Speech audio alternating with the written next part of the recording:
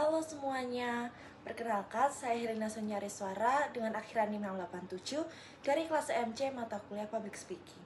Video ini dibuat untuk memenuhi nilai ujian tengah semester. Simak videonya lebih lanjut ya. Dalam beberapa hari terakhir, banyak kasus obesitas ekstrem yang terjadi di berbagai wilayah. Anda perlu waspada, saudara, karena angka penderita obesitas di Indonesia terus naik. Data Kementerian Kesehatan menyebut 1 dari 3 orang dewasa Indonesia kini mengalami obesitas. Bulan lalu kita dikejutkan dengan meninggalnya Muhammad Fajri, pasien obesitas ekstrim yang memiliki berat 300 kg. Usai Fajri, kini banyak kasus obesitas ekstrim serupa yang muncul di berbagai daerah.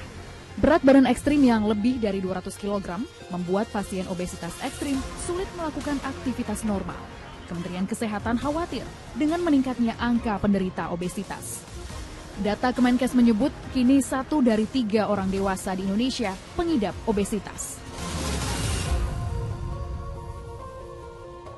Nggak cuma orang dewasa, data Kemenkes juga menyebut 1 dari 5 anak di Indonesia juga mengalami obesitas. Dokter spesialis endokrin atau penyakit dalam menyatakan, selain karena penumpukan lemak, obesitas ekstrim juga dipicu menurunnya kinerja hormon dan fungsi kerja organ pada tubuh. Assalamualaikum warahmatullahi wabarakatuh. Selamat pagi dan salam sejahtera bagi kita semua. Yang terhormat Ibu Husjaniatun selaku dosen pengampu mata kuliah Public Speaking kelas EMC dan teman-teman yang saya cintai. Pertama-tama, marilah kita panjatkan puji syukur kehadirat Tuhan Yang Maha Esa, karena atas rahmat-Nya kita semua masih diberi nikmat yang paling berharga di dunia ini. Hadirin yang saya banggakan, pernahkah kita berpikir betapa seringnya kita mengabaikan kesehatan kita sendiri? Kita rela bergadang demi scroll media sosial, rela makan cepat saji karena malas masak, bahkan jarang berolahraga karena sibuk rebahan. Padahal tubuh kita bukan mesin yang bisa terus dipaksa tanpa perawatan. Zaman sekarang, gaya hidup modern membuat segalanya serba cepat, tapi juga membuat kita cepat lelah, cepat stres, dan cepat sekali sakit. Contohnya nyata sekali. Menurut data Kementerian Kesehatan tahun 2023, lebih dari 35% orang dewasa di Indonesia mengalami obesitas. Dan angka penyakit seperti diabetes serta tekanan darah tinggi terus meningkat. Bukan kurang makan, tapi karena pola hidup yang salah. Coba kita lihat di sekitar kita. Banyak orang lebih sering minum kopi susu kekinian daripada air putih. Lebih sering main HP daripada olahraga. Dan lebih sering tidur jam 2 malam daripada jam 10 malam. Teman-teman, kalau kebiasaan itu terus dibiarkan, apa yang akan terjadi? Mungkin tubuh kita masih kuat sekarang, tapi nanti jadi semua itu jadi penyesalan. Bukan hanya fisik yang terpengaruh, kesehatan mental juga tak kalah penting. Banyak pelajar merasa stres, cemas, bahkan depresi karena tekanan belajar, media sosial, dan kurangnya istirahat.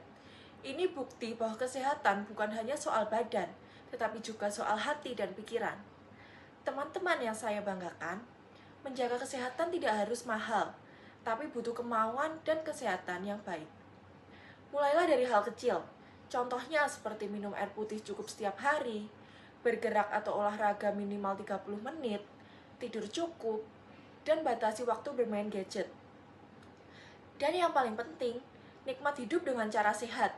Karena sehat itu bukan sekedar pilihan, tapi gaya hidup keren yang membuat kita percaya diri, kuat, dan bahagia. Bayangkan jika kita semua muda, cerdas, dan sehat, Indonesia pasti punya masa depan yang luar biasa. Hadirin yang saya hormati, mari kita jaga tubuh kita, rawat pikiran kita, dan hidup dengan cara yang lebih sehat. Karena ingatlah, kesehatan adalah investasi terbaik, bukan hanya hari ini, tetapi untuk seluruh hidup kita. Terima kasih atas perhatian teman-teman yang saya cintai, dan semuanya, semoga kita semua selalu diberikan kesehatan dan semangat untuk terus berbuat baik. Sekian dari saya. Wassalamualaikum warahmatullahi wabarakatuh.